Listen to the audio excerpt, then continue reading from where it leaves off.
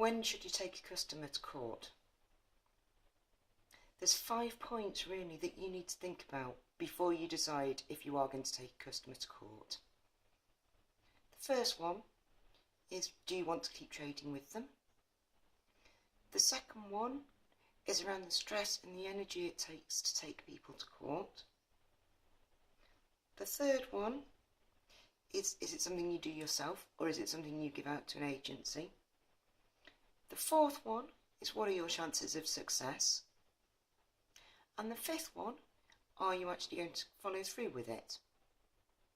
So this is something I encourage all of my coaching and mentoring clients to consider. So question 1, do you want to keep trading with them? Presumably, if you're considering court action, it's because they haven't paid you. A customer who hasn't paid you isn't a good customer. If you are thinking of taking them to court, the chances are you don't want to keep trading with them. But if you do want to keep trading with them, then going to court may not be the right course of action for that customer.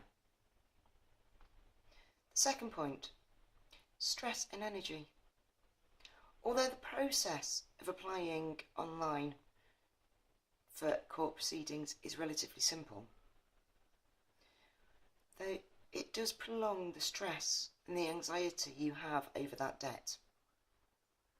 Is this something you want to have to keep going with, that you have to keep thinking about, that you want to pop up in your head once a week, once a fortnight, that you have to keep doing paperwork on? Or is it small enough and insignificant enough that you think, actually, I should just write it off, learn the lesson and move on? Is it something you do yourself, or is it something you give to an agency? As I've said, the process is fairly straightforward. It's very simple to do an online claim. However, if it's not your strength, if it's not your cup of tea, consider giving it to an agency.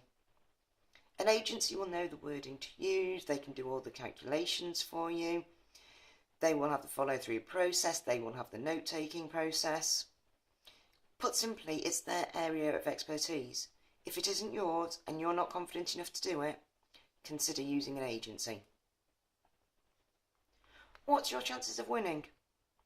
There's no point going to court if you can't prove that your customer ordered those goods. If you can't prove your customer received those goods. If you can't prove your customer received the invoice. If you can't prove you've been chasing that invoice. If you can't prove that the customer's got no query on that invoice. If any of those are not in place, it will be an awful lot harder for you to win the court case. I would strongly suggest get your paperwork trail in place, your processes in order, before you think about going to court. And finally, following through. If you tell someone you're going to take them to court, take them to court. You will build up your reputation as someone who makes good on their actions. If you threaten court and then don't do it, that customer is likely to think, oh, it's alright, they didn't do it last time, they won't do it next time. They might say to their friends, oh, do you know what, I used this supplier, they threatened me with court and now they've just written the debt off. If you want to get something for free, use their supplier. Don't be that person. If you threaten court, follow through with it. So we've looked there at 5 things to consider before you take court action. Think about them. Use this as a reference video, and anytime you're considering court action, go back through those, have a think about that in relation to your customers. Until the next video, stay safe, stay healthy, and remember, a business is only a business if you get paid. I'm Rachel, I'm the Contracts Lady. Bye for now.